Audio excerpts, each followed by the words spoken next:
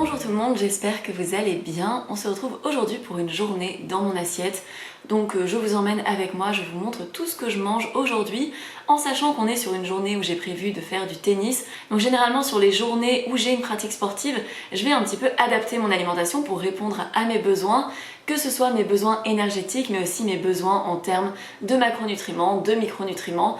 Donc je vais vous montrer tout ça. Je commence ma journée avec un café latte que je prends généralement suffisamment éloigné de mon petit déjeuner. Alors aujourd'hui je le prends un peu tard, j'ai finalisé pas mal de choses avant de commencer à filmer, donc je pense que je prendrai mon petit déjeuner à peu près une demi-heure, 45 minutes après. Mais si vous me connaissez, vous le savez, pour l'assimilation du fer, c'est mieux de ne pas forcément consommer de sources de caféine au moment des repas, notamment ceux qui contiennent du fer.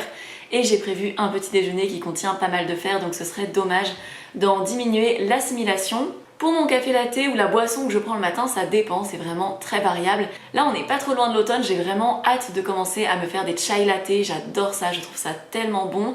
Mais pour le moment, on est encore sur un café latte frais parce qu'il fait encore 27 degrés dans mon appartement, donc on n'est pas encore dans l'ambiance cocooning de l'automne, mais j'ai hâte. Pour mon café, j'ai fait moitié lait d'avoine, moitié lait de soja. Ça dépend, c'est simplement que ça me permet d'optimiser un petit peu l'apport en protéines de mon café, puisque le fait d'ajouter 100 ml de lait de soja, ça ajoute environ 4 grammes de protéines, alors que le lait d'avoine ne contient qu'1 gramme de protéines.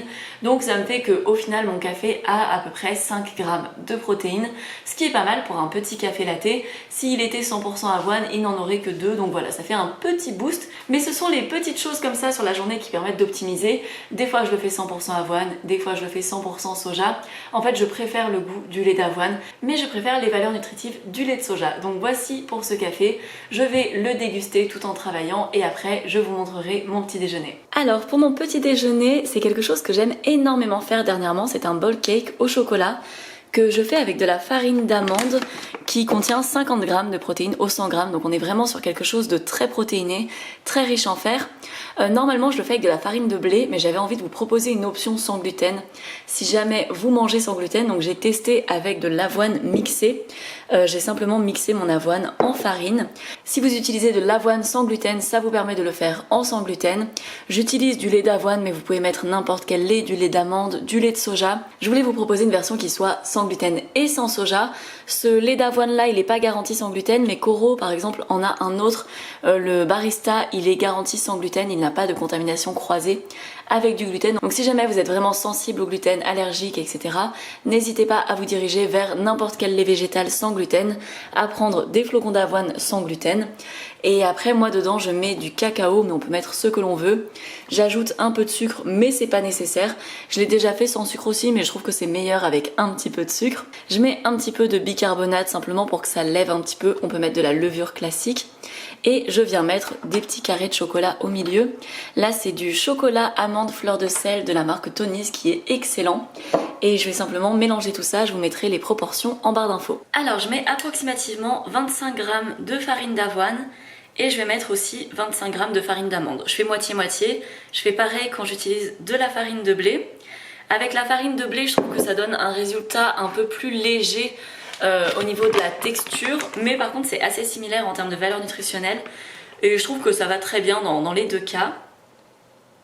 Mais vraiment, la farine d'amande, c'est assez fabuleux en termes de valeur nutritionnelle et ça a l'avantage d'être à la fois dégraissé puisque l'huile d'amande a été récupérée, donc on est sur quelque chose de bien plus léger que de la poudre d'amande. Mais vous avez 50 g de protéines, ce qui est presque équivalent à ce qu'on trouve dans certaines marques de protéines en poudre, mais c'est pas des protéines en poudre, donc ça n'a pas le goût des protéines en poudre.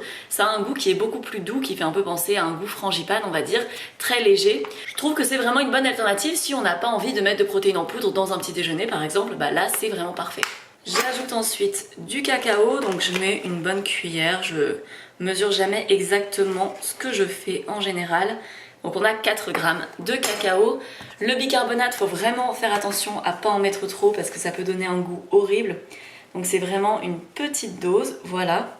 C'est juste histoire de faire gonfler un petit peu, mais faut pas que ça ait un goût de bicarbonate. Pour le sucre, j'en mets voilà, à peu près 10 g, je trouve que c'est très bien. Et je vais tout simplement d'abord remuer puis ajouter du lait. Ma caméra a surchauffé, je ne sais pas comment, donc je continue avec mon portable. Je viens ajouter du lait, j'en mets généralement à peu près entre 80 g et 100 g. Là, j'ai un peu dépassé, mais c'est pas grave, on va remuer tout ça. Alors j'ai remué tout ça, j'ajoute maintenant le chocolat. ce que je fais c'est que je l'appuie un tout petit peu et ça va vraiment amener un côté hyper fondant. Et ça va ajouter un petit côté un peu plus gourmand aussi avec les pépites de chocolat. On peut mettre des noix, des petites noisettes. Et là, je vais le mettre tout simplement au micro-ondes pendant 2 minutes 30.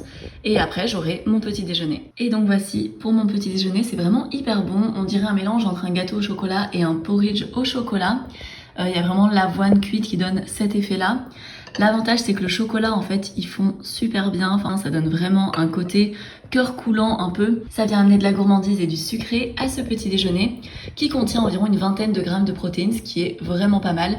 Et surtout qui contient pas mal de fibres et qui tient bien au corps. Nous sommes 1 heure plus tard et j'ai réalisé que j'avais oublié de manger mon kiwi. Vraiment, après avoir filmé, je suis partie dans le canapé pour travailler, puisque oui, c'est une forme de bureau aménagé finalement.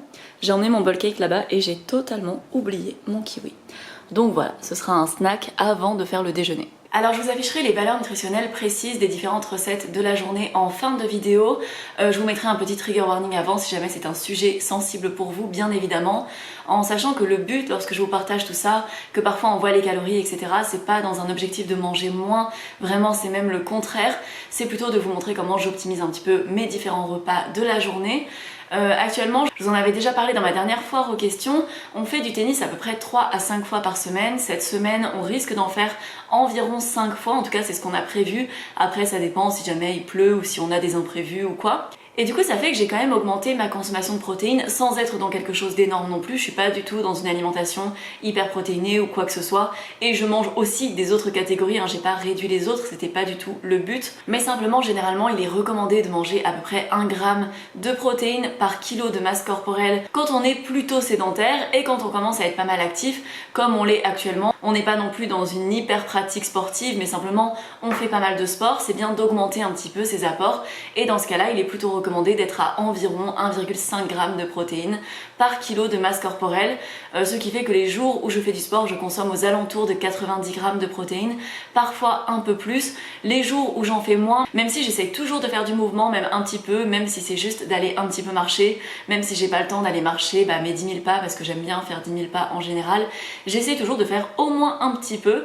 Je trouve que ça fait vraiment du bien de faire du mouvement dans son quotidien, et donc j'essaie toujours d'optimiser un peu, de faire attention à mes apports globaux sans être dans quelque chose de compliqué, de strict. C'est pas grave si pendant plusieurs jours je fais pas du tout attention, si je mange pas protéiné ou ce genre de choses. Et ce que j'aime bien faire actuellement, c'est essayer de manger protéiné plutôt le matin, le midi et éventuellement dans mes snacks.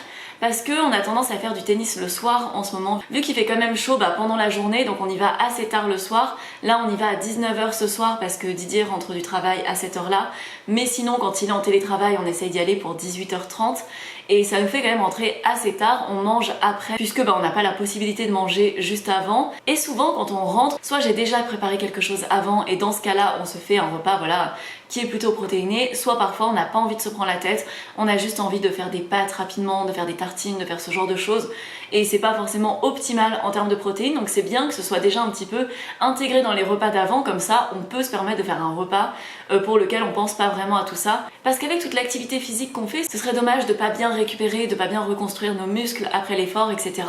Donc voilà, c'est l'équilibre que l'on a trouvé. Et du coup je fais un petit aparté pour dire qu'au niveau des repas, je parle toujours du fait que c'est moi qui cuisine, tout simplement parce que on a un peu notre organisation qui est définie et on a un peu chacun les tâches que l'on fait pour notre foyer. Donc par exemple moi ça va être la cuisine, je m'occupe d'à peu près tout ce qui touche à la cuisine, dans le sens où ça va être la préparation des repas, le fait de réfléchir à la liste de courses, le fait de cuisiner, je prépare aussi les lunchbox de Didier par exemple pour son travail, mais par exemple de son côté il s'occupe du linge, ça veut dire que moi j'ai pas du tout à réfléchir, je mets mon linge au sale et Didier va laver, étendre, ranger, etc. Donc on a chacun un petit peu nos catégories de charge mentale comme ça touche à plein d'autres catégories, on a un petit peu réparti notre organisation pour que notre quotidien se fasse de la manière la plus fluide possible et qu'on puisse chacun se décharger un petit peu sur l'autre sans que ce soit déséquilibré. Ça veut pas dire que Didier fait jamais à manger, ça veut pas dire que je m'occupe jamais du linge, mais la plupart du temps ça va être notre organisation et ça fonctionne très bien pour nous comme ça. Je le précise parce que je voudrais pas donner l'impression qu'il fait rien ou que c'est à la femme de cuisiner à la maison ou ce genre de choses. Donc voilà, je fais un petit aparté sur le sujet. L'équilibre dans les tâches ménagères c'est très important et dans la charge mentale, etc. c'est important de le prendre en compte. C'est tout pour ce petit aparté. Pour le déjeuner, on va partir sur des pâtes au lait de coco avec du tofu, du du curry. C'est un plat que j'adore faire, je vous en avais parlé sur Instagram une fois et vous aviez été hyper nombreux à me demander la recette. C'est vraiment quelque chose de très simple. Donc je vais vous montrer tout ça et vraiment c'est tellement bon. Vu que là je suis toute seule ce midi, je vais en faire pour moi mais je vais en faire 2 portions de plus. Comme ça demain midi je remangerai ça, c'est vraiment le genre de plat qui ne me dérange pas pour le manger plusieurs fois, il n'y a pas de souci. Et j'en fais une portion en plus aussi pour Didier demain midi pour sa lunchbox.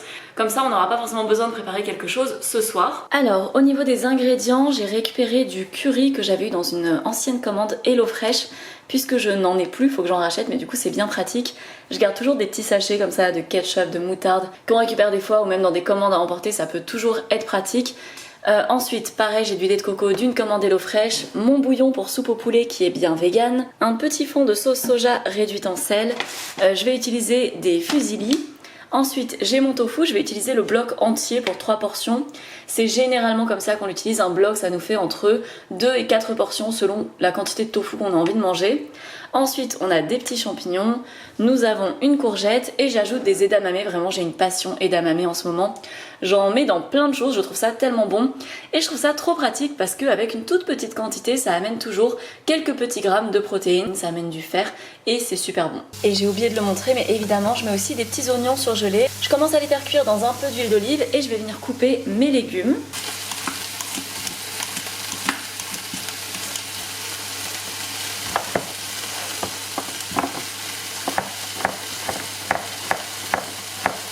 Vraiment les champignons bruns, je trouve ça tellement bon et je ne les épluche pas, je les ai simplement frottés pour enlever les éventuelles poussières, mais vraiment ils sont très bien comme ça.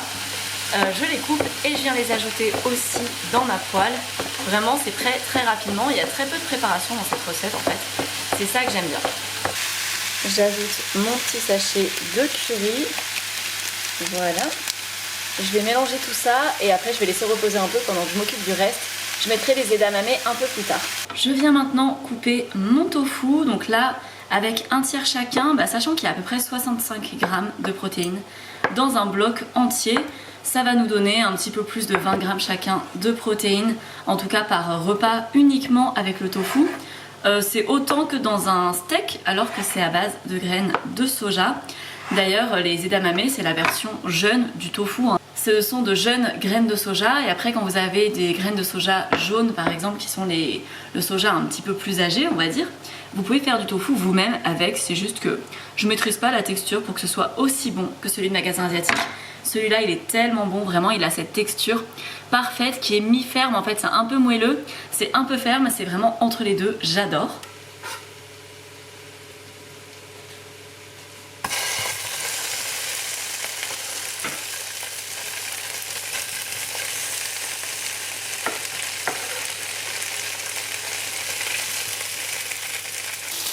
Je laisse le tofu griller à son rythme, ici je lance l'eau pour les pâtes et par ici je vais venir ajouter un petit peu le reste des ingrédients.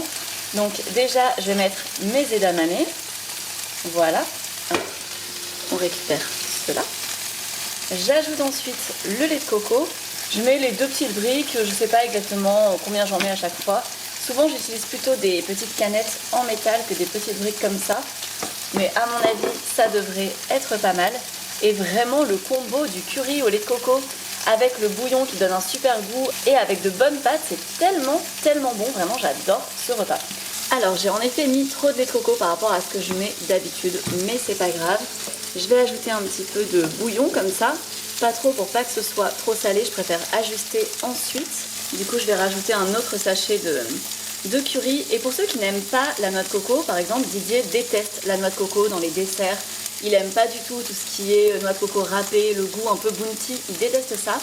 Et il adore les currys au lait de coco. Alors qu'avant il voulait même pas goûter parce qu'il avait vraiment peur que ça ait un goût, je sais pas, de perles coco. Mais en fait, il s'est rendu compte qu'il y avait des plats qui contenaient du lait de coco qu'il adorait. Et depuis, il aime beaucoup. Donc voilà, si jamais vous n'osez pas trop cuisiner avec du lait de coco, n'hésitez pas à lui donner une chance dans les plats salés comme ça. On sent pas tant la noix de coco, en fait ça vient vraiment adoucir. Et là j'ai ajouté du curry en plus parce que sinon le lait de coco adoucissait un peu trop le curry.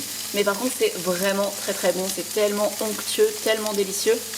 Ça avec du riz, avec des nouilles de riz, enfin dans plein de plats en fait ça peut être tellement bon.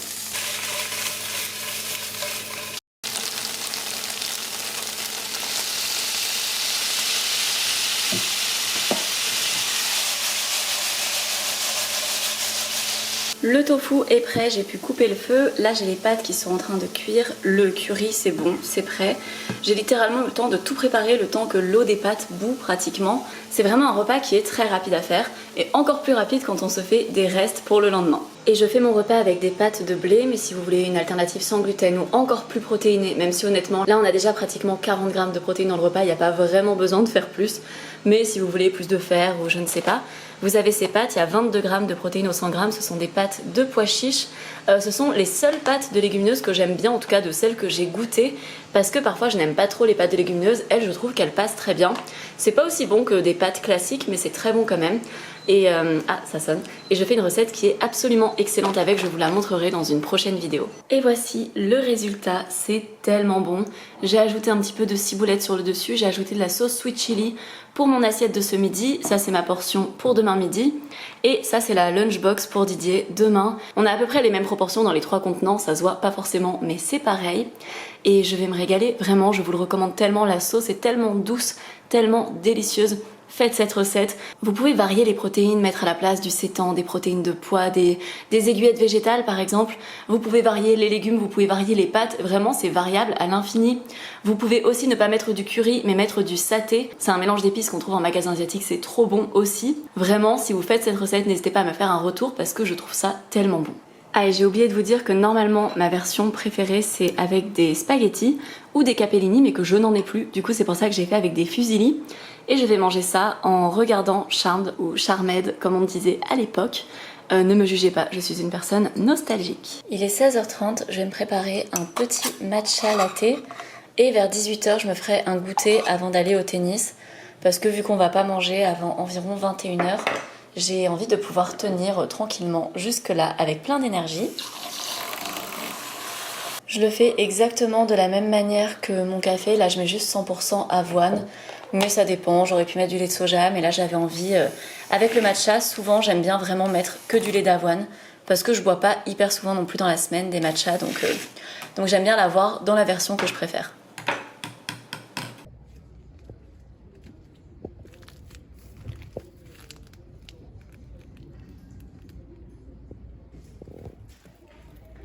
Il est 17h50, je vais préparer mon petit snack avant d'aller au tennis.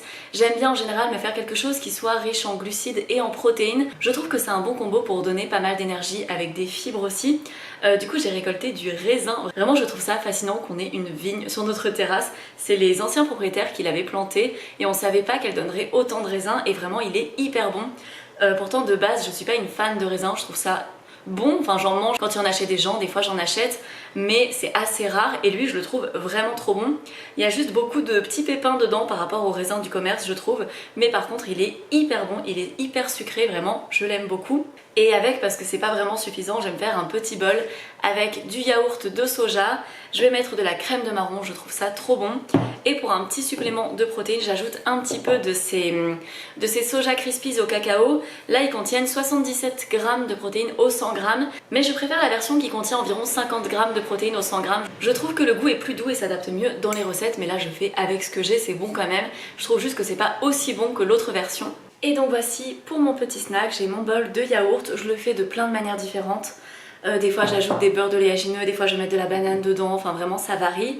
J'ai mon raisin et en fait ce petit snack avant le tennis c'est quelque chose que j'ai mis en place au moment où j'ai eu ma montre. Parce qu'en fait le fait d'avoir la montre qui traquait un petit peu l'exercice que je faisais pendant le tennis, ça m'avait permis de voir que je mangeais pas forcément assez les jours où je faisais du tennis. En fait j'avais tendance à manger pareil que les jours où j'en faisais pas, ce qui faisait que j'avais moins d'énergie ensuite. Et c'est vraiment au moment où j'ai eu la montre que j'ai pu voir que en effet il y avait quand même une dépense énergétique importante les jours de tennis et que c'était important de compléter mes repas puisque en temps normal j'ai tendance à faire 3 repas par jour, donc généralement petit déjeuner, déjeuner, goûter, mais parfois je prends pas de petit déjeuner et dans ce cas là je faisais déjeuner, un plus gros goûter et un dîner. Mais en fait les jours où je fais du tennis généralement c'est mieux de faire un petit déj, un déjeuner, un goûter et un dîner. Et du coup c'est ce que je fais maintenant et vraiment ça me permet d'avoir la meilleure énergie possible et de me sentir vraiment très bien pendant l'exercice et aussi de pouvoir tenir jusqu'à 21h et de pas avoir trop faim d'ici là. Alors il est 21h36, en rentrant je me suis fait un petit masque pour les cheveux et du coup on va faire un dîner que j'aime énormément, enfin qu'on aime énormément, notamment les soirs après avoir fait du tennis ou pour des repas de flemme, mais c'est très souvent le soir. C'est qu'on fait des espèces de bruschettas mais avec de la baguette. Donc là on a un reste de baguette, il n'y aura pas assez pour nous deux, donc on va compléter avec un petit peu de pain en tranches comme ça. On met de la sauce tomate aux légumes cuisinés déjà toute prête parce que c'est vraiment pratique. Et généralement dessus on met de la mozzarella râpée comme ça, végétale de Nourish, qui est vraiment très bonne. Ils ont changé la recette maintenant, ce sont des gros brins qui fondent super bien. On dirait vraiment le fromage qui est sur les pizzas de boulangerie et moi j'aimais beaucoup ça avant. On met aussi de temps en temps de la feta maison, là je n'en ai pas fait. On met là du fort de Violife, c'est un fromage végétal qui a un petit goût de bleu. Là il est déjà bien entamé, on va mettre je pense ce qu'il reste. Et pour une fois je vais tester de faire un petit twist en ajoutant aussi du parmesan végétal. On va faire un petit peu des espèces de tartines 3 fromages et on va compléter avec une petite salade composée. Vu que j'allume le four, je vais en profiter pour faire griller des pois chiches. C'est quelque chose que je fais pas hyper souvent parce que j'aime pas forcément allumer mon four que pour une seule chose et je trouve que les pois chiches grillés c'est vraiment bon quand on vient de les griller. Je trouve ça moins bon quand on les fait réchauffer plus tard ou quand on les mange tout simplement plus tard. Donc là je vais en profiter et je mettrai ça en topping sur une petite salade composée à côté, sachant que ce sera pas un dîner très riche en protéines. Le fait d'avoir un petit peu de pois chiches ça amène un petit peu de protéines, mais il faut quand même en manger une bonne quantité pour pouvoir le considérer comme sa source de protéines. Donc là heureusement qu'on avait tout simplement pas mal de protéines dans les autres repas de la journée. Ça permet de faire un dîner vraiment sans trop se prendre la tête et en mangeant vraiment quelque chose de très facile. Je vais commencer par les pois chiches, comme ça je les mets directement au four et après je pourrai venir ajouter les petites bruschettas baguettes. Je viens mettre des épices pour légumes rôtis, on peut aussi mettre des herbes de Provence, du paprika, de l'ail, ce genre de choses. J'en mets une bonne quantité, un petit peu de poivre, je viens mettre aussi du sel, juste un petit peu, et évidemment de l'huile d'olive. C'est un peu le bazar, ne me jugez pas, on rangera ça après le dîner. J'ajoute un petit filet d'huile d'olive, il n'y a pas besoin d'en mettre énormément, mais mettez-en au moins un petit peu parce que ça donne vraiment du croustillant. On mélange tout ça et je viens tout simplement l'étaler sur une partie de la plaque en essayant de ne pas prendre toute la place. Finalement, je me dis que ce sera plus simple de tout lancer en même temps plutôt que d'ajouter au fur et à mesure les bruschettas. Donc changement de plan, on va tout préparer avant de mettre au four. Et si jamais les pois chiches ont besoin d'un petit peu plus de temps, c'est pas grave, je leur donnerai ce temps. Et là c'est vraiment 5 minutes de préparation, des fois on fait pas la salade avec, on fait simplement les petites bruschettas parce que ça va super vite. Je mets de la sauce tomate sur chaque petit pain. J'aurais peut-être besoin d'un autre pot mais c'est pas grave, on en a d'autres si besoin. Ensuite j'ajoute d'abord le râpé végétal comme ça façon mozza. J'en mets un petit peu sur chaque tartine. Hop, on peut les faire plus ou moins riches en fromage, c'est comme on veut. Des fois on en fait des giga chargés. Des fois on ajoute du sétan aussi, des fois on met du jambon la vie, ça passe très bien avec. Qu'est-ce qu'on a déjà mis? Des champignons, des oignons, enfin voilà. Vous mettez un peu ce que vous avez envie de mettre. La sauce tomate aux légumes c'est bien pour les jours de flemme. On met ensuite un petit peu de parmesan végétal. Je dois avouer qu'on mange ça environ 2 ou 3 fois par semaine en ce moment. Donc on a l'habitude et on ne s'en lasse pas. Et je viens mettre maintenant des petits bouts de bleu vegan. Et ça va tellement bien avec, c'est trop bon.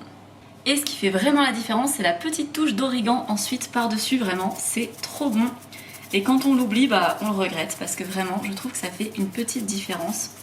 On en met bien sur toutes les petites tartines et on va pouvoir enfourner, là il y en a pour environ 10 minutes au four. C'est vraiment rapide mais ça me laisse le temps de faire la petite salade qui va être très rapide aussi. Pendant que je fais à manger, je sauce un petit peu le plat où il y avait le mélange d'huile d'olive avec l'assaisonnement des pois chiches parce que c'est vraiment très bon avec un petit peu de pain. Et cette huile d'olive, je sais pas pourquoi c'est tout flou, et cette huile d'olive est vraiment très bonne. Je l'utilise avec parcimonie parce qu'elle coûte super cher. Donc souvent j'utilise plus celle-ci ou j'utilise de l'huile de cuisson, ça dépend. Mais voilà, je vais réutiliser le bol pour faire la salade parce que dans tous les cas les pois chiches iront dedans ensuite. Et on va faire une salade extrêmement simple. Alors j'ai fait une salade toute simple, juste de la laitue avec quelques champignons coupés. J'ai mis aussi des graines de chanvre que je garde au frais, ça permet de conserver leurs oméga 3. Les graines de chanvre c'est une bonne source de protéines, ça fait un petit complément, ça fait pas tout le repas, mais ça complète un peu et surtout c'est très riche en oméga 3 donc c'est ce qu'on aime. Pour la sauce j'ai mis une base de yaourt de soja. En fait pour faire une sauce vraiment rapide j'aime bien utiliser ces vinaigrettes comme ça, donc là c'est la seule qui est végane dans mon supermarché. Donc je prends celle-ci, c'est la vinaigrette nature allégée. J'en ajoute un petit peu dedans. Ensuite, je viens mettre un petit peu d'ail surgelé.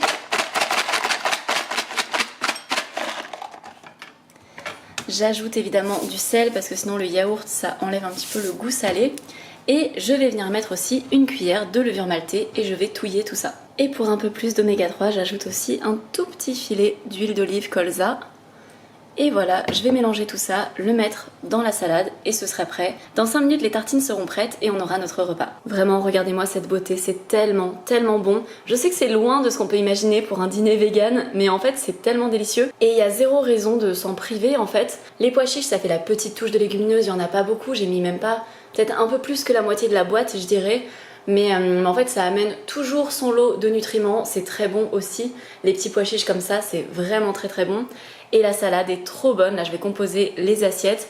J'adore ce type de salade avec la sauce comme ça, c'est vraiment très frais. Avec la levure maltée, il y a un goût un peu fromagé, vraiment je vous recommande cette sauce. Je vous mettrai tout en barre d'infos comme d'habitude. Et voici pour nos assiettes de dîner. Tout ne rentrait pas dans l'assiette, donc au pire on fera un deuxième tour avec ce qui nous reste en petites tartines garnies comme ça. C'est vraiment trop bon, je vous recommande de tester ce repas. C'est simple, c'est efficace et c'est délicieux. Et donc c'est tout pour cette journée dans mon assiette. Au final, j'ai pas mangé ma 3e tartine. J'ai laissé à Didier. Pour le coup, j'avais mangé un peu de pain avant et j'avais tout simplement plus faim.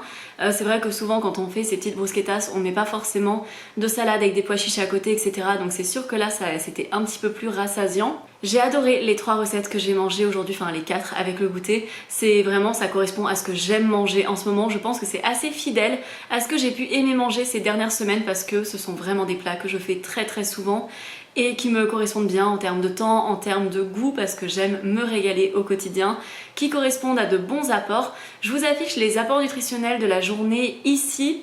Comme vous pouvez le voir, on n'atteint pas loin de 100 g de protéines pour la journée. En termes de calories, ça correspond pas mal à mes besoins aussi. Je crois qu'on est aux alentours de 2300, ce qui est plutôt dans la moyenne de mes apports énergétiques au quotidien. Au niveau du fer, on dépasse les quotas, sachant qu'il y a des choses qui ne sont pas forcément comptées dans l'appli. Il y a certains aliments que l'appli ne connaît pas forcément en détail, donc elle n'a pas forcément les nutriments, ce qui fait que souvent, en fait, ce qu'on voit affiché, il y a toujours un petit peu plus que ça. Généralement, l'appli va avoir les protéines, les lipides, les glucides, mais pas forcément le détail du calcium, du fer, etc. Donc voilà, on est quand même sur une très bonne journée. L'avantage de l'alimentation végétale, c'est que dès qu'on mange riche en protéines, on a quasi automatiquement une alimentation riche en fer, ce qui n'est pas forcément le cas pour toutes les alimentations riches en protéines. C'est juste que dans l'alimentation végétale, on a la chance que les meilleures sources de protéines soient aussi très très riches en fer, donc c'est assez facile d'atteindre des objectifs élevés en termes de fer aussi. Et donc je vais partir faire ma petite routine du soir, me laver les cheveux, et j'espère en tout cas que cette vidéo aura pu vous plaire. N'hésitez pas à me dire les recettes qui vous ont le plus donné envie, quelles sont les recettes végétales que vous adorez en ce moment. N'hésitez pas à partager tout ça, à échanger en commentaire, je trouve ça toujours très très chouette. Vous pouvez, si vous avez aimé la vidéo, mettre un petit like, ça soutient énormément mon référencement, et vous pouvez aussi vous abonner à ma chaîne si vous ne voulez rien manquer. Je sors une vidéo tous les 5 jours en moyenne. J'ai aussi un compte Instagram qui s'appelle Mûre et Noisette, un podcast toujours du même nom, Mûre et Noisette aussi. Et voilà, c'est tout pour moi. Je vous fais de très gros bisous et je vous dis à dans environ 5 jours. Ciao ciao!